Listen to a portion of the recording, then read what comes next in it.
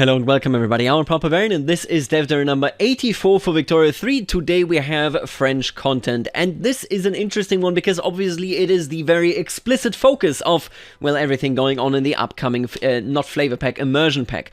Now I gotta tell you, when it comes to this DLC, I'm very positive about the DLC and the free patch. I'm very positive regarding everything related to agitators. I think it's a really unique and interesting mechanic that I didn't see coming, but that definitely should add a lot of flavor going forward. It also just adds a lot more dynamicism of everything going on. But when it comes to the immersion that we're seeing in this Dev Diary in particular, agitators were last Dev Diary, then I gotta tell you, on some of these things, at least from everything that we know, from the streams and everything that we know from, well, this exact Dev Diary right here, I am pretty negative on a whole bunch of it. I'm not gonna beat around the bush right here. I think when I saw this Dev Diary, there were a whole couple of things there. You know, I looked at it and I said to myself, I was worried about this, and now my worries have been confirmed. It's really important to me because I want to sort of see where I lie, right, in the general attitude, that you tell me whether you feel similarly about the individual things. There's a lot of individual topics in this Dev Diary itself, or whether you feel completely differently and you think it's a great addition.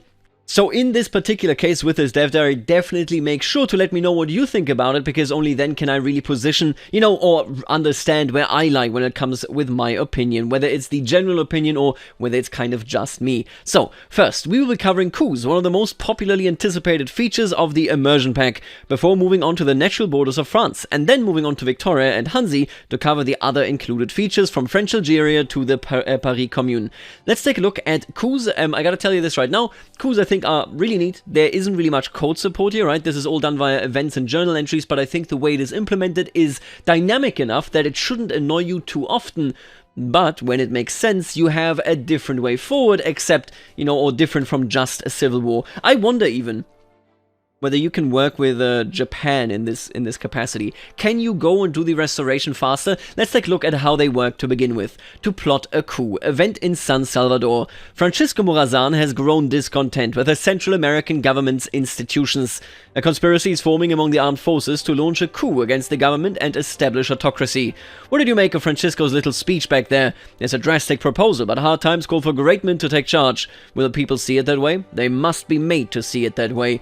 So this would be Delightfully Devilish, or keep a keen eye on Francisco Morazan. You're going to see a whole lot of art, by the way. There is some really good event art in this journal entry, in this Dev Diary. I like it. You can see it here as well. This has the exact right feeling. Delightfully Devilish adds coup to the Journal of Central America. The coup's progress will advance by 25%. I assume this makes it so that the coup doesn't advance, right? This is sort of locks you in. Maybe I don't want this. Armed Forces gets coup attempt supported, decaying for 9 years. They get additional political strength, yeah. Coups, Voice of the People, introduces a new journal entry that allows unhappy government interest groups to seize power and institute a new mode of rule. A coup can begin when one of your ruling interest groups is powerful, has negative approval, and fundamentally opposes your democracy or the ideological foundations of the government. Under these circumstances, the interest group will typically begin plotting their coup within a month. You as the player can choose to either support or resist the coup. So they need to be powerful, they need to be unhappy, and they need to have an ideological difference, okay? If you're an autocracy and your armed forces are unhappy in government, then they won't start a coup, well, because fundamentally they might be like, yeah, I like this governance, you know, principle, but man, I just wish the government might be making some different decisions. So the fact that they need to be powerful, I think, is the requirement that I most wholeheartedly endorse. Otherwise, I would have been a bit worried that maybe it happens too often, maybe you need to be super cautious about who you have in government, but this now narrows it down just to be careful if you invite anybody in that is powerful, right? If you make a government with a powerful, opposition group, you put them into government, they might start a coup. Now, the coup doesn't have to be successful, it can just sort of fizzle out, but the whole idea here, I think, is really spot on. It's really neat, and at this point in the Dev Diary, I was thinking it would be cool if this was also utilized by our beloved Napoleon III in France. Now let's move on. It's less to be careful who you choose to include in your government, lest they make their discontent known at ballistic speeds. This right here, the coup is currently expected to gain progress. The armed forces are planning a coup against our democratic institutions, aiming to seize control of the government and install a regime more amicable to their interests. Armed forces are powerful, approval of armed forces is less than 0, and the armed forces is ready to execute the coup. That is when this will complete. This is obviously the bar whether they're able of, doing it. If completed, the armed forces will immediately enact the autocracy law, triggers the event coup. At least one of these. If they fail, the coup is no progress, armed forces are not part of the government, or stands on autocracy less than endorsed. So, if you have an interest group that only likes autocracy because of a leader and that leader dies, the interest group will lose interest in actually coupping this, which to me seems spot on, right? It's exactly the way that you would imagine it. They're looking basically at it from an angle where they say, hey, just for the record, I think we shouldn't really do this anymore because the leading figure that planned all of this is gone. Makes perfect sense. This journal entry seems like great stuff. If the interest group is removed from government while the coup is being planned, their approval will be greatly reduced. See, I like this. I just wish that maybe if you remove them from government and it's like above 50, they still try it, but with a really low likelihood, right? With a chance where they could get marginalized very, very easily if they were to fail. Anyway, this is all in all a fairly stable journal entry. It will take several months for the instigators to execute their coup, and their progress is tracked through a journal entry. While the instigators remain powerful and angry, the progress bar will advance, and if they become appeased or weakened, the progress bar will deplete. So, if they stop being powerful, if they start being happy, obviously they will just say like, you know what, I can arrange myself with this. The coup will simply fizzle out if the progress bar is fully depleted, or if the interest group no longer supports the law that they're trying to institute. The plot will also be put to an abrupt end if you decide to eject the potential traitors from the government, but doing so will immediately cause them to greatly reduce their approval of the government, which means you may well have a revolution on your hands. Right, and then right here we got some events that can happen. The informant event in San Salvador. One of Francisco Morazan's assistants has fallen out of the window of a government administration in San Salvador and been severely injured on impact. He has offered the government information in exchange for safety. There was a yelp, a shriek, and the sound of something heavy hitting the cobbled road. In the hastily opened window, one could almost see a shape turn and stalk away. Where before there had been only worn down stones, now lay a figure in a pool of spreading crimson. He could be an invaluable asset, or he will not live to tell the tale. This is, of course, depending on whether you'll support the coup or whether you are against it. Whilst the coup is ongoing, events related to it will intermittently appear, allowing the player a chance to either speed along the death of their current government or fight against it. An interest group successfully cooling the government will lead to their leader becoming the ruler of the country. Here, Central America has just acquired a new, much less amicable president. Let's just take another look at the photo right here. The photo, the painting. This is really good art. I like this art quite a lot. I think the art team here is absolutely nailing it. Same, of course, in this image right here. Coup. The armed forces have successfully orchestrated a coup against Central American democracy. Francisco Morazan has invoked a state of national emergency, allowing him to lead the country as an autocracy. Quick, get inside, it's almost curfew. The door slammed shut just a little too loudly for his liking. You don't want to get caught out by Morazan's thugs. They see dissenters in a teapot. The sound of heavy marching grew closer, and they fought the urge to peek out of the window. They shot the old politicians, right up against the palace walls. Quiet, they're here. Put out that candle. Shuffling boots and muffled voices came from behind the door. Thankfully, they did not linger long. I actually wish, it would be really cool, I feel, if interest group leaders that oppose this coup and that oppose the new law, if they actually get executed or have a chance to get executed, or if they don't get executed, they get automatically exiled. That would be really cool. It creates agitators that might come back later, and it's a real story right there. Man, that would be cool. I don't remember this, I don't remember this being mentioned here, but man, that would be amazing. I'm probably going to put that into the Victoria Tweaks mods. Anyway, if the instigators remain powerful and angry for long enough, they will be able to execute their coup against the government and institute their desired laws. These laws can vary, with the default coup simply installing an autocracy with the coupists greatly favored. However, ideological coups are also possible and are generally related to governance principles, which a powerful monarchist interest group within the government being able to launch a coup for a monarchy. This, again, Napoleon III, is awfully reminiscent of it, right? Or powerful republicans doing the opposite to a monarchical government. A coup to change governance principles will, by default, instate the oligarchy or single-party state laws as appropriate, rather than autocracy. If you become a republic, and you already have elections, right? Do you need oligarchy? I'm thinking about this. If you have a monarchy with universal suffrage, you institute a republic. All of a sudden, you're an oligarchy. Am I misreading this? Listen, I'm going to tell you, the devil here will obviously be in the details with how it plays. But I think this is an excellently implemented sort of a mechanic that isn't really a mechanic, right? Because this is driven just by journal entry. There's not any code support here, you know, which is something that, for example, obviously the agitators actually have. This is a narrative device, but it seems so good. I think this is pretty spot on, and I would hope that I could make this work, you know, maybe really to make France into a republic and then get Napoleon III to coup the republic, but we gotta see how that goes. That is a difficult thing to assume, you know, based on just what we've seen right here. All in all, I think this journal entry seems pretty neat. Now this one right here, on the other hand, I am, at least from what we've seen here, quite a bit more negative. The natural borders of France. The limit of the nation, right here. The notion of natural borders has become popular among supporters of the Soult regime. French patriots demand the expansion of the French state into bordering regions. The limits of France are marked by nature. We will reach the edge of the horizon from the banks of the North Rhine to the mountains of Savoy to the coast of Flanders. The boundaries of our nation must be there. Our borders must reach the Rhine, or this is an absurd notion. So, what this does, it gives you claims on Wallonia, Flanders, Rhineland, North Rhine, and Savoy. And it gives you a reduced infamy decay for 19 years. I hope that this isn't all of it. Obviously, there's a journal entry. We've seen the journal entry on stream. It's basically, hey, do you own all of this yet? And if you do, the journal entry completes.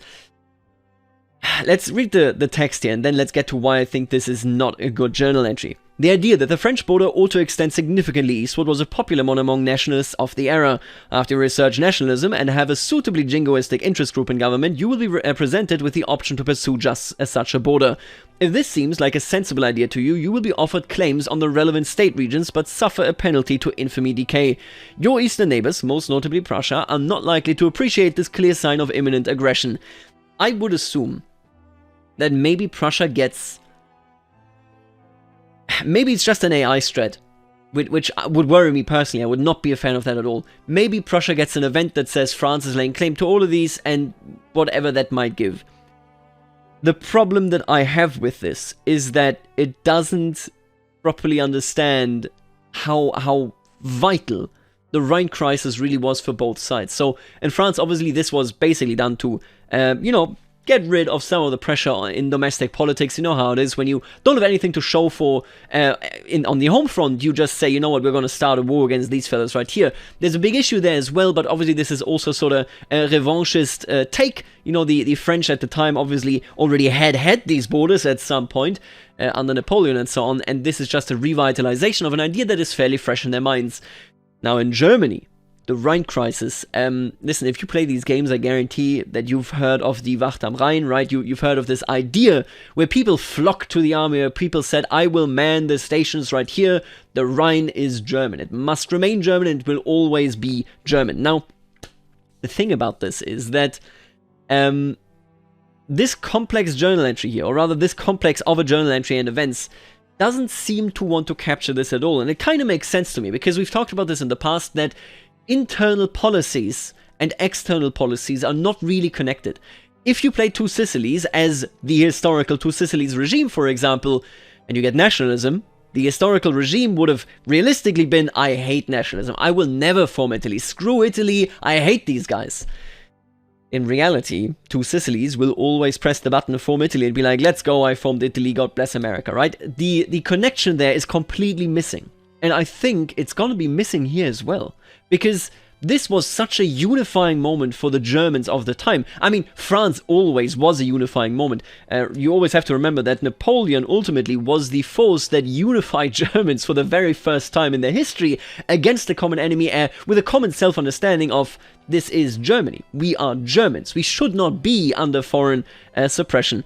This whole essence of it, at least this is the way it seems to me. I say this very cautiously because I haven't played this, I have no idea, I know everything that you know, but just from looking at this, I feel like this is a fairly boring journal entry that just says, here's some claims, and with these claims, obviously the AI might be a bit more aggressive into this direction, but in general, I feel like this misses the mark when it comes to what the Rhine Crisis did. It was such a massive impact. It was the first time, you know, in the post 1815, the post-Wartburg situation, that people got together and said, I will stand up for this country.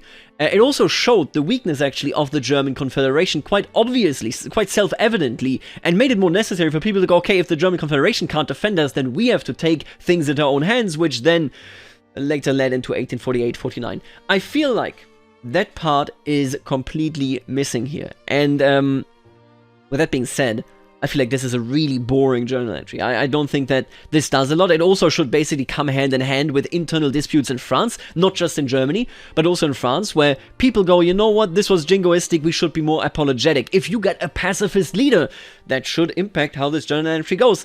I don't think it does at all, not at least from what I've seen on stream. It's a rough one. It's a really, really rough one. There's not really anything else that I can say here. I'm not that big a fan. And I'm neither a big fan of this right here. The Treaty of Turin. Sardinia-Piedmont has agreed to cede the states of Savoy and Piedmontian Provence to France. The most powerful motives of political necessity, the exigencies of the future of Italy, the sentiment of gratitude towards our powerful ally, and finally, the exceptional circumstances of our country have decided, although with regret, our beloved king to separate the provinces which have been for so many centuries intimately bound up with our nation. All opposition should fall powerless before the interests of the country and the sentiment of duty. Incorporate Savoy post haste. Oh, that's how they do it. I get it now. Okay, let's move on. Conduct a plebiscite to assuage the people. That's a standard one. If you conduct the plebiscite, you lose your obligation. You lose that here as well. France becomes owner of Savoy, but it becomes an unincorporated state. If you click this, obviously it becomes immediately incorporated. I assume the AI will pick this one, because otherwise there will be issues with incorporation. And then 20% of French pops become loyalists. That is that just in Savoy? I don't think so. Oh my god. 20% of French pops become loyalists. Of all French pops? You're kidding. That's crazy. Okay. 20% of Franco-Provençal pops become more loyalist, and France becomes the owner of Piedmontian Provence. Right, so Savoy and Provence. Provence already, of course, being incorporated. Now, why do I not like this? Let's read this. Your southward expansion, however, need not be won by hostile force. The Treaty of Turin decision is available to France if they are able to secure strong relations and an obligation from the owner of Savoy. You might, for instance, benevolently help out Sardinia-Piedmont in their quest to unify Italy or expel the Austrians from the peninsula. If this country happens to also own Nice, they'll throw that in as a part of the bargain. All you need to do is bankroll them. You start bankrolling them and you get the land and it's over. That's the tea. It's done. Fin, right? It's over. I dislike this because it literally would mean that you just bankroll them and that's it. Yes, sure, you could get an obligation by helping them in a war against, for example, Austria, and that would be really cool, but the AI is so unreliable when it comes to whether they are willing to offer you something or whether they understand that you want something. And with that in mind, I'm not sure how this is going to play out in the future. You know, there are many mechanics in Victoria 3 that you will never really see in vanilla. And that ultimately is a shortcoming. There might be really cool things, like, for example, the major restoration, the purchase of Alaska, but realistically speaking, they will never occur unless you force it to happen. And this one right here seems to me as if it will go into this direction, where the AI doesn't understand that it really wants that favor, and if it does understand it, then it's just going to bankroll it. Or the other side of the AI, Sardinia-Piedmont, doesn't understand that it can basically get you and the AI into a war against Austria at any given moment because you really want an obligation. And if that's the case, if they don't really fully understand that, and it's not that easy to get that in, don't get me wrong here, but if they don't fully understand that, then you will be looking at a situation where there's very little that you will gain from it. Like, you will just never see this happen organically, and that's always very, very bothersome. We focused in Victoria Tweaks mod on getting things going, where things just happen even if you're not there, so that you then can dynamically react to a situation. It's not scripted, but they lean towards these things.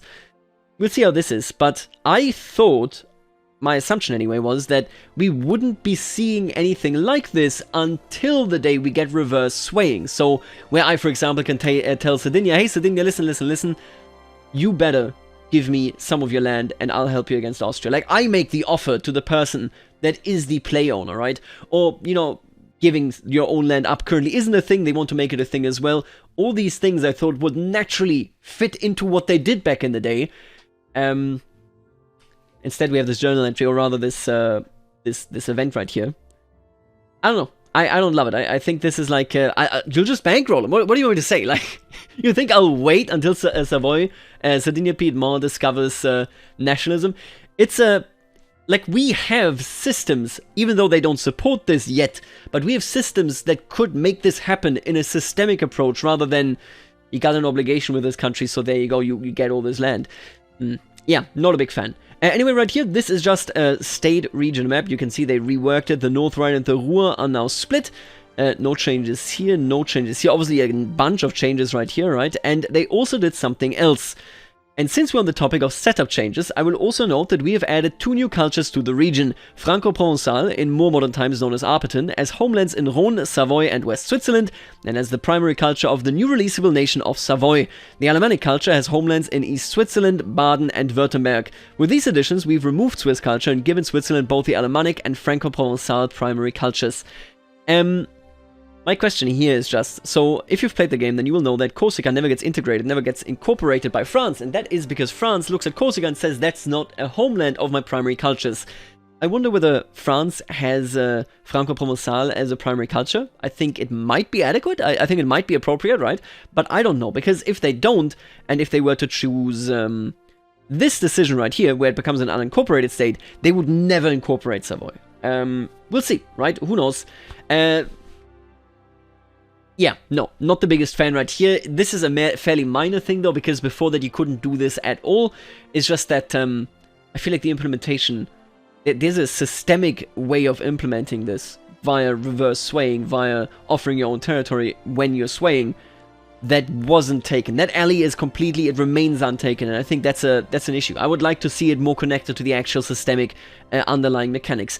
And that is something that I will be complaining about a lot going forward. Much of what I will cover is the result of us experimenting with more mechanically complex, so this is Victoria now, with a different segment of this dev diary, of us experimenting with more mechanically complex content to create scenarios that both play smoothly and provide a truly unique experience. It includes the Paris Commune, a complex formative event which ties into the reworked revolutions in 1.3, a reworked Belle Epoque journal entry containing nearly 5 times that much flavor as before, and the Pébrine Epidemic, a minor crisis for Europe which requires the use of several interlocking game systems to resolve. The Paris Commune, let's talk about it. The Voice of the People immersion pack will allow for a France player to experience a formative moment in the history of the socialist movement, the Paris Commune. Once socialism and anarchism have been researched, so you need both, if sufficiently beaten and destabilized, whatever that means, a revolution in France will unleash a tidal wave of proletarian anger in the city of Paris, leading to a major crisis that will threaten the future of the French nation. Whilst the Paris Commune exists, the player will be able to influence both the workings of the Commune and the responses of the Versailles government, molding the crisis soon to come as they wish.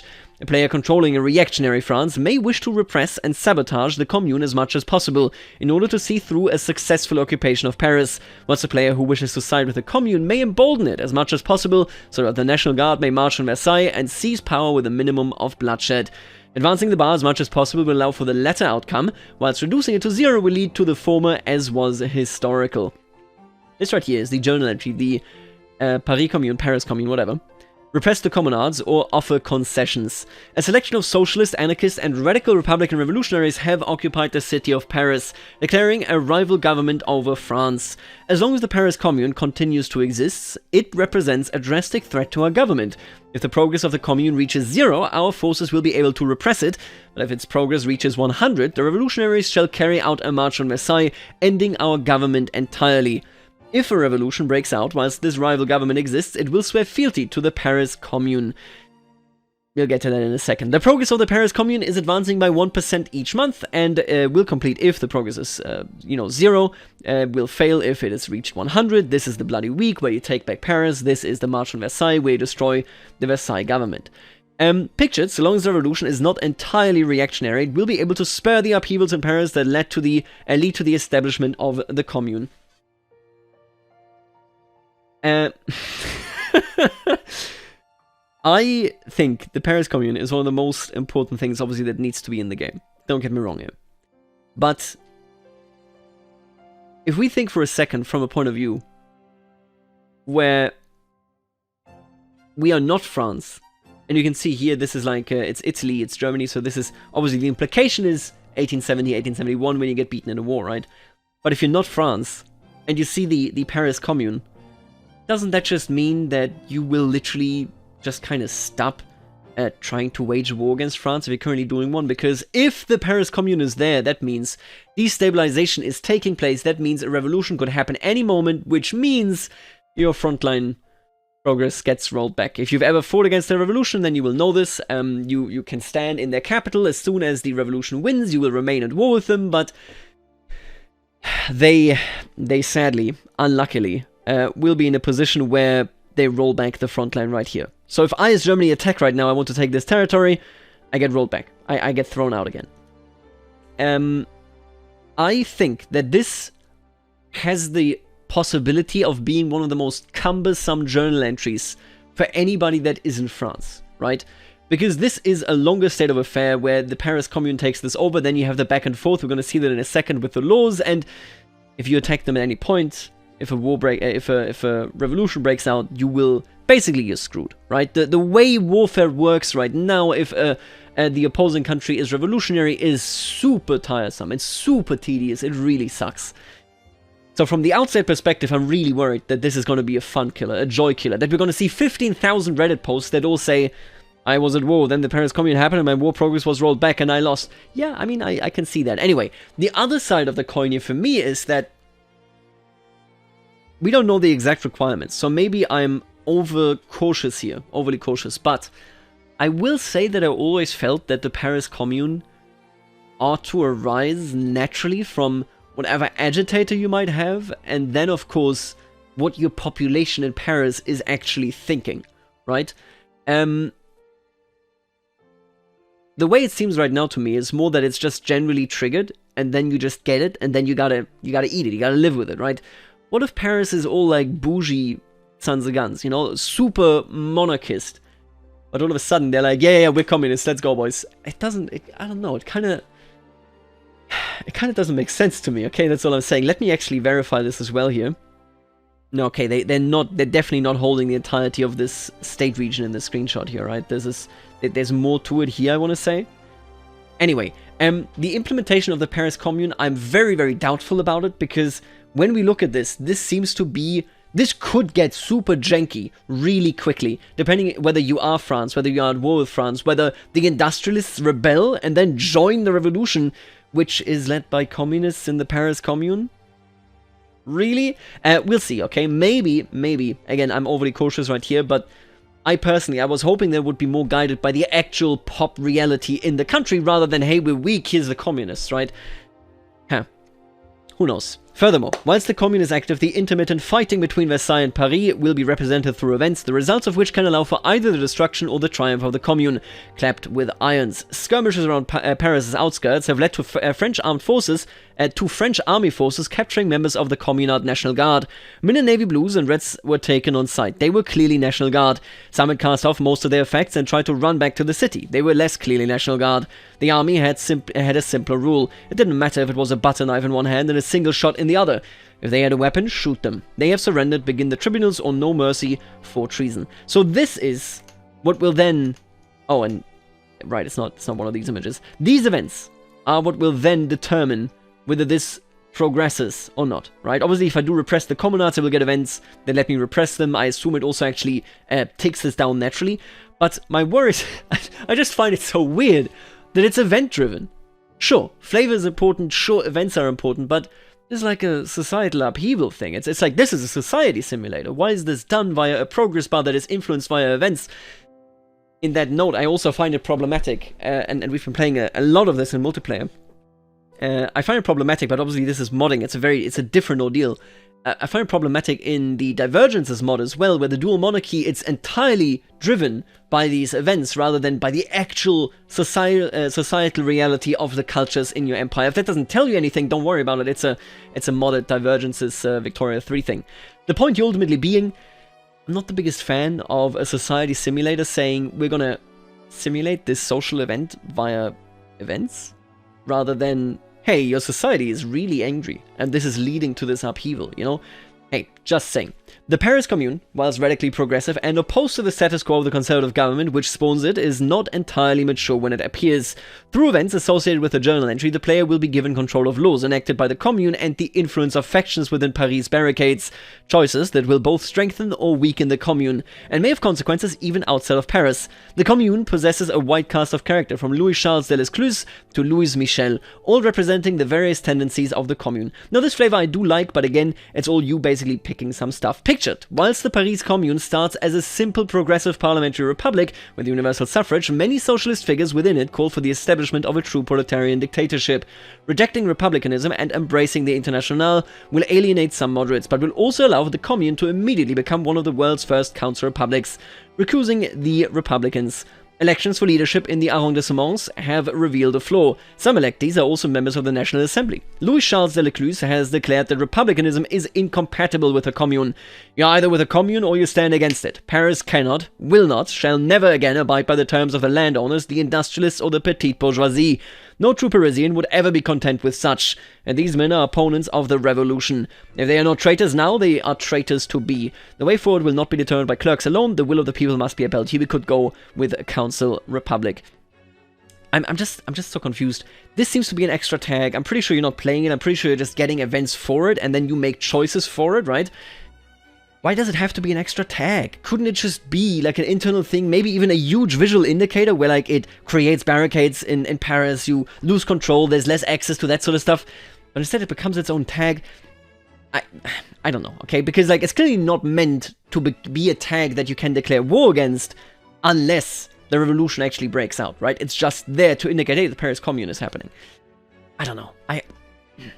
Anyway, the way forward will not be determined by clerks alone. This gives you progress, indeed, gives you loyalists. Paris Commune enables law, council republic in governance principles, and the following effects will apply to the Paris Commune, a glorious dictatorship by all of these guys.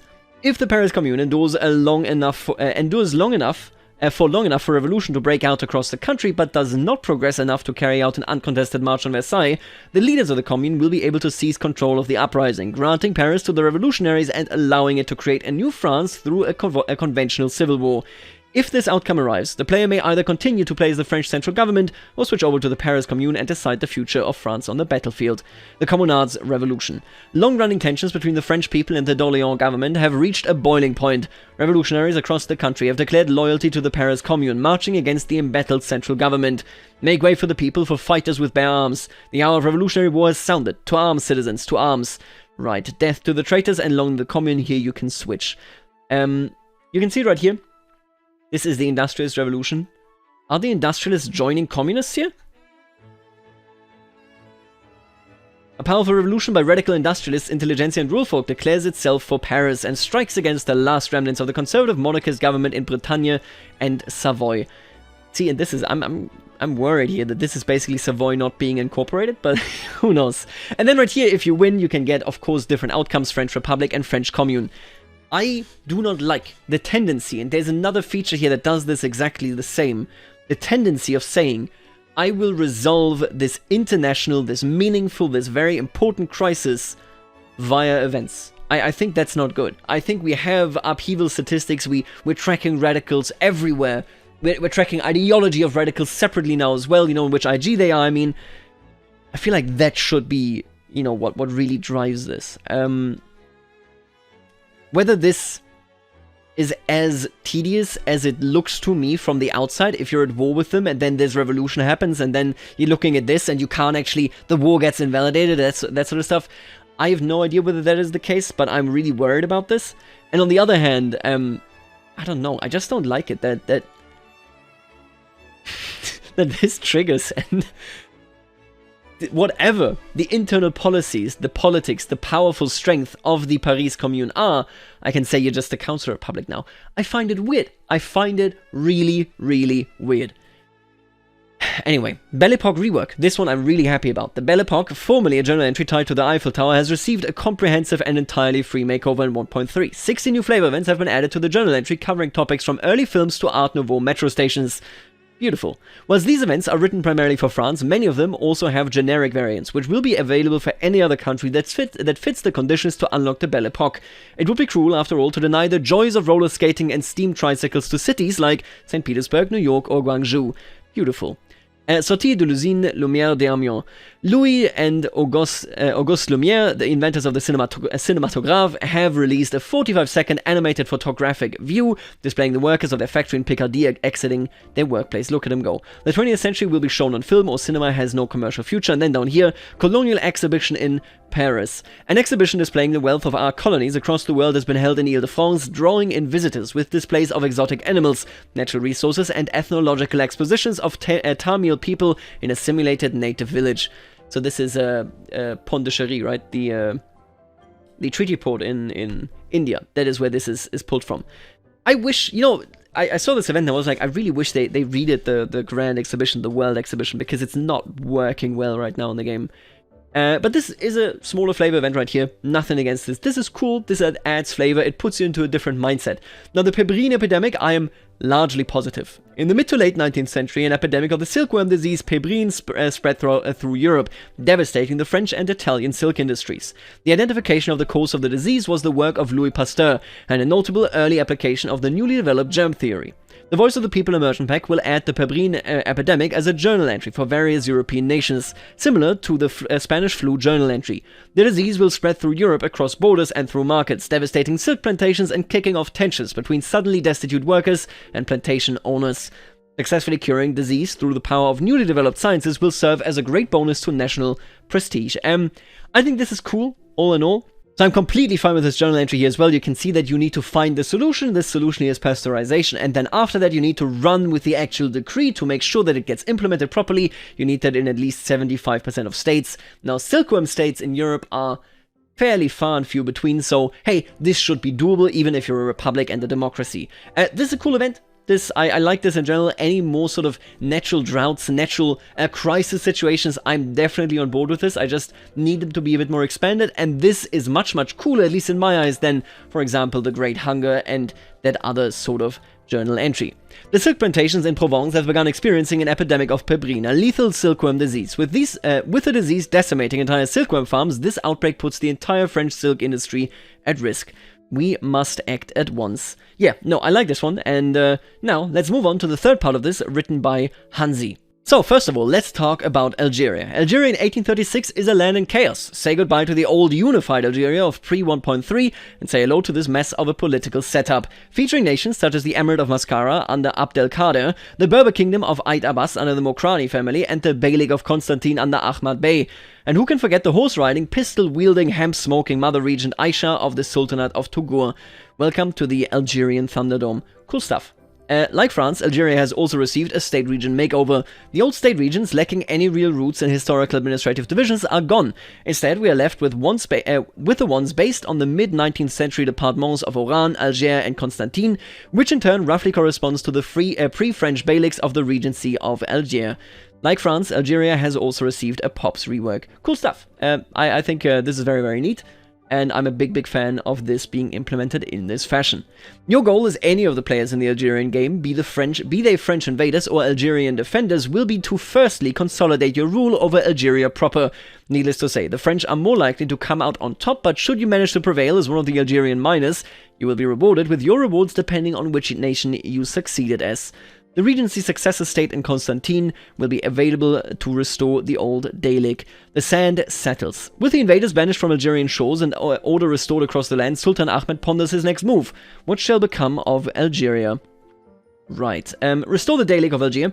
Restore the Daylik and resubmit to the High Port. I assume that you become a voluntary vassal of the Ottomans. And out with the old, we shall build a new Algeria. Cool. Nothing wrong with this. I think this one can very quickly become a bit janky, like this option. Because if you do this before 56 and then the Ottomans fail the Tanzimat, you just get spit out immediately, right away. But other than that, yeah, no, this is neat. This is pretty cute for sure. As the French player, however, conquest alone is not enough. If Algeria is ever to become an integral part of France, you must also embark on a project of development, integration and colonization. Whether you do this by supplanting the original population or through integrating it remains up to the player, although in any case it will be a lengthy project. A series of journal entries and events will accompany any would-be conquest of Algeria. Love it. Really good stuff. The Arab Bureau. Building on experiences made during the pacification of Algiers, General Dode de la Brunerie has requested the creation of a bureau staffed by ethnographers, orientalists, and intelligence officers to aid colonial authorities in their interactions with the native population.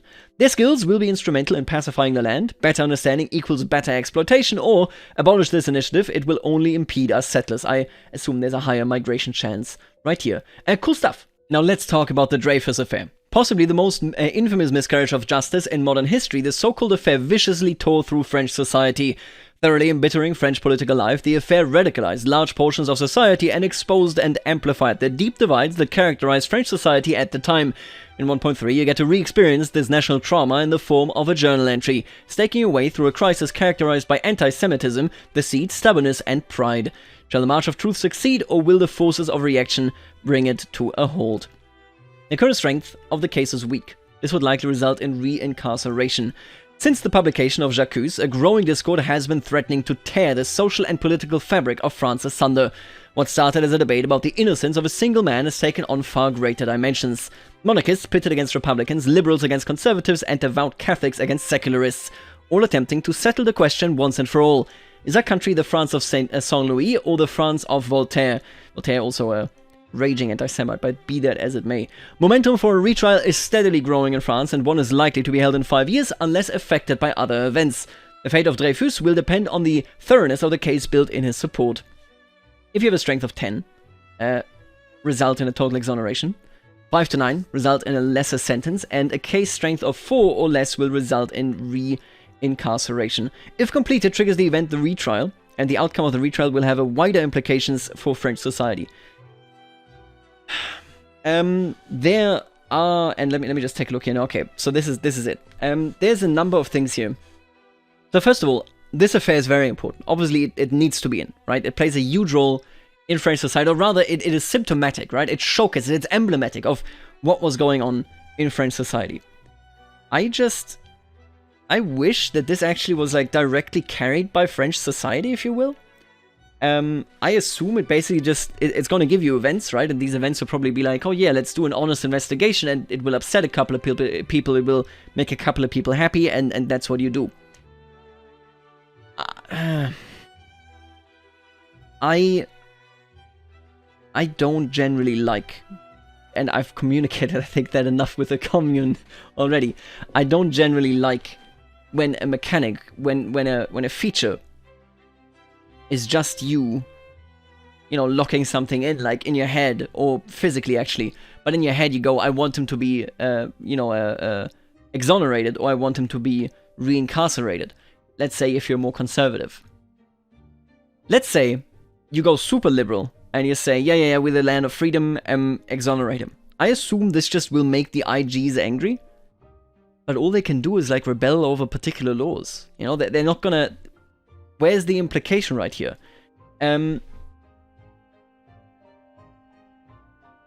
This affair in particular, directly related to the military structure with very little oversight and incredible power, incredible clout at the time.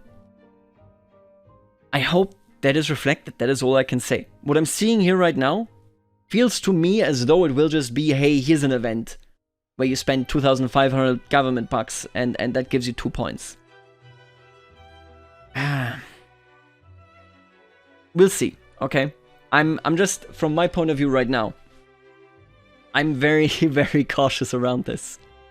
Because it feels like it's not going to involve the economy, our actual military makeup, what our military law is, what our military success, what our prowess is.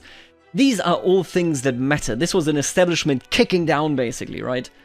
We'll see how this works, but I think that those underlying vanilla base game mechanics are probably going to go ignored. And that's the same thing. Oh, not for this. This one I love, but for the one that comes after. French monarchism. Okay, let's do Giuseppe Garibaldi first. Hardly need an introduction, Giuseppe Garibaldi is perhaps one of the most iconic characters of the 19th century. 1.3 sees his introduction as an agitator with some extra content to boot. Should you find yourself fighting the good cause against enemies of liberty or enemies of Italy, there's a chance the hero of the two worlds will pop by and offer his services. The more conflicts he's been a part of, the better a general he will become. Just don't expect him to stay around for too long during peacetime. The enemies of liberty hardly rest after all, so neither can Garibaldi. I love it. I think this is great. I think this is amazing. I love Garibaldi. I love the crazy movie star life that he lived. And I think this is a really neat way of implementing it. If he just says, you know what, I gotta go. Sorry, folks. I had a good time in South America, but Italy needs me. Garibaldi offers his services. Judging our struggle against Brazil just, the Italian revolutionary and nationalist Giuseppe Garibaldi has decided to align with our cause, offering up his services as a general. I offer neither pay nor quarters nor food. I offer only hunger, thirst, forced marches, battles, and death. Let him who loves his country with his heart and not merely with his lips follow me. Have Garibaldi lead our armies, becomes a general, gets untested idealist permanently, popularity and surprise maneuver chance. That is insane! Oh my god. We have no use for this rebel-rousing wildcard. No, this I like this a lot. This is, I think, really cool. I wish we saw that. I mean, actually, it sort of like goes hand in hand with agitators as well, right? I wonder whether he functions as an agitator to any degree. Anyway, cool stuff. French monarchism right here. While many associate French primarily with republicanism and revolution, throughout the 19th century it represented but one half of the domestic political spectrum.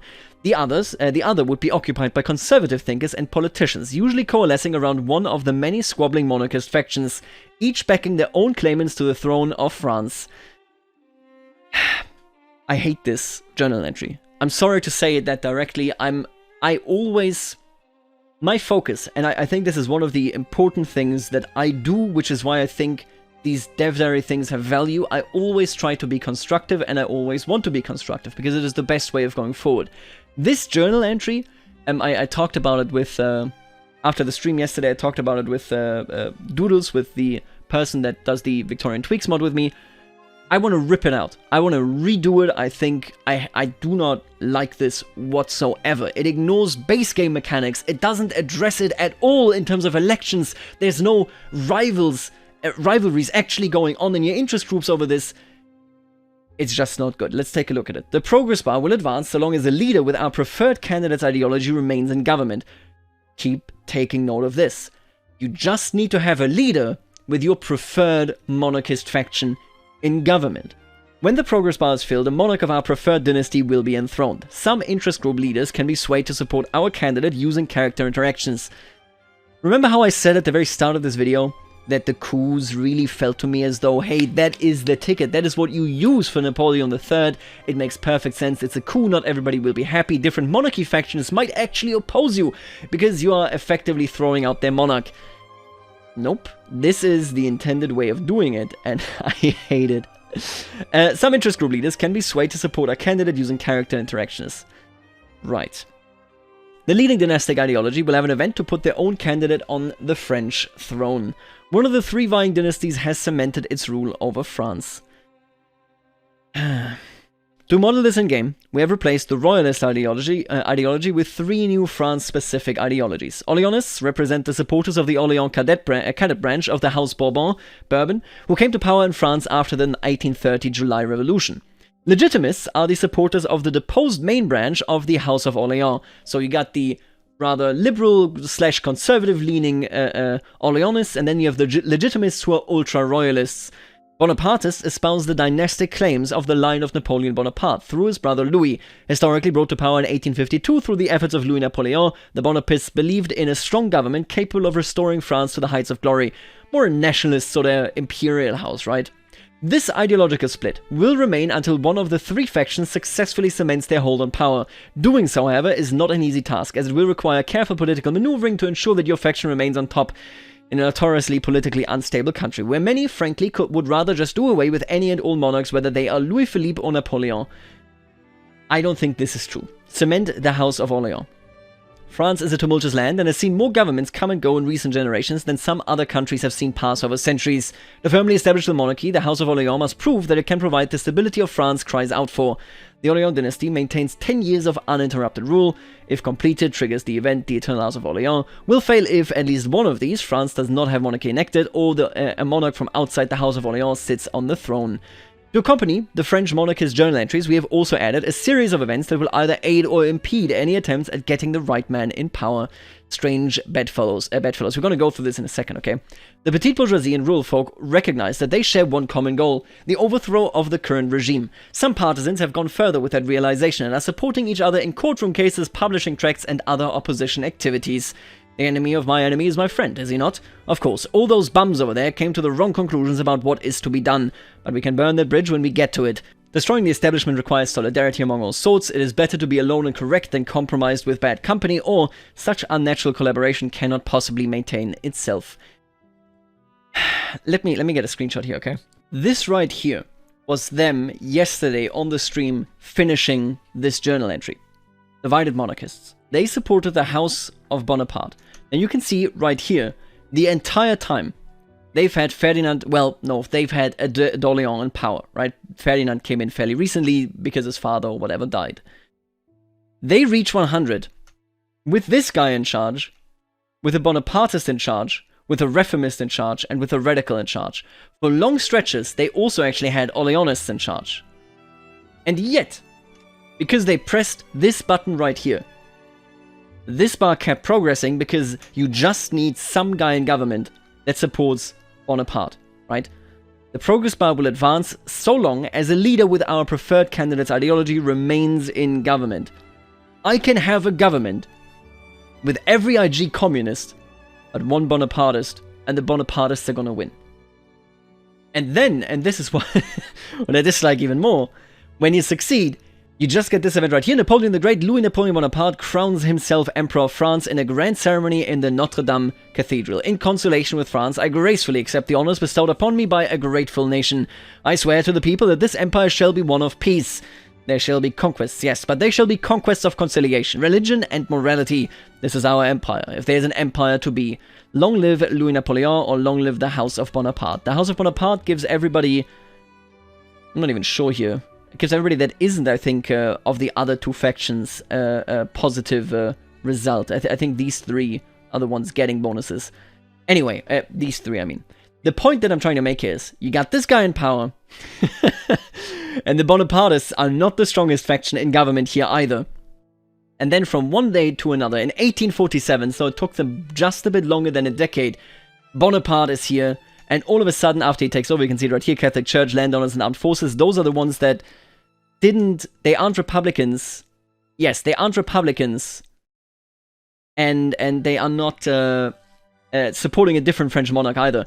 All those just become more friendly, and then all of a sudden, you look around, let me progress here. He's in government. I don't know, I think this sucks. My problem with this is that it doesn't connect to actual infighting. I can have a government with Bonapartists, with Republicans, with Orleanists and Legitimists at the same time, but depending on what button I pressed in the journal entry, after 10 years, I get whoever I wanted. And that's it. And then I need 10 years of undisturbed rule. You can see this, I believe, right here. Cement the House of Bonaparte. This journal entry opens up afterwards, and then another 10 years pass, and boom, you've done it. You have settled the question forever. Look, there's still people in France today, it's not many, but there's still people that argue about this stuff. In the 1880s, in the 1890s, this was a hot topic debate. This is a long-term problem France faced. Not just that, but the Ancien Regime, so the original House of Bourbon, was meant to come back, to return, I kid you not, after Emperor Napoleon III lost the war against Germany and was abdicated. They offered it to the Bourbons. And the guy said, I'm not gonna do it unless you get rid of the tricolor and give me back the flag of the Ancien Regime. And they said, no, we don't want to do that. That was how tight things were. Napoleon at that time had ruled for a whole bunch of years. And yet, nobody was like, yep, that settles it, the Bonapartes. That's the one dynasty. They were like, screw that, I want the Legitimists back. I want their House Bourbon back.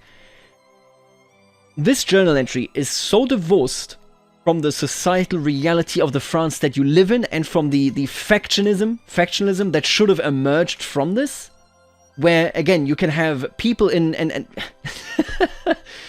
Not to mention, obviously, that this guy here, for example, could be turned into a Bonapartist with an interaction. Boom, Bonapartist. We settled this. Done. I was hoping that instead we would, for example, see a stronger struggle between Republicans, or maybe we have 3 progress bars where, depending on the strength in government and how much they support people and how much clout they have, they progress their claim, further and further each individually, and then you have a crisis. Maybe if you turn into a republic, you could just have Louis Napoleon turn into Napoleon III via a coup. The stuff, the mechanical underbelly here, it's all there. And instead, it's just this. I don't know. I cannot in good conscience say that I like this implementation. I do not like this in any way. It just means that Orléans he just leaves. Ferdinand Philippe d'Orléans, who was here just a second ago, and I'm sorry, he's a member of the armed forces, and they go, yeah, you gotta go. It's Napoleon time. Sorry, buddy. What is happening? It doesn't. I think this is just not at all reflecting what the implications of the monarchist streams in France were. I just really, I think this is not a very strong journal entry. I think I'm worried about this one. I'm worried about the, to sum it all up, these small sections of flavor that we have here, I think they're really great. Garibaldi, the Belle Epoque, the Epidemic, that stuff is so nice, it's so neat, it slots right in there. I am not so sure about the pivotal things like the Rhine Crisis, like the Paris Commune, and like the divided monarchists. I want to like it, but I can't look at this and say that I think these are like really strong mechanics. Let me know what you think, because I have a pretty strong take on this, I think, here today. But it might just be me. I want to highlight this. It might just be me. It's just that I do not enjoy it when we add stuff where you just press a button and then you wait, where you side yourself aside with something. Even the Paris Commune, it's so detached from the actual interest groups in your country until it happens, at which point it's just like we're super progressive in the Paris Commune. And then the industrialists join the Council Republic Communists. What the hell is going on? Okay. Anyway, that's me. Let me know what you think. I'll leave it right here. See you later, alligator.